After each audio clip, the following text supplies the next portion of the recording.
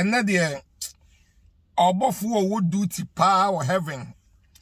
and na ese nyame yi na di papa obofo wo duty or heaven na wanya de kra o wanya de what tonsuo from ahemrache 3 aba bedu ebre kobo dumie no 12 o'clock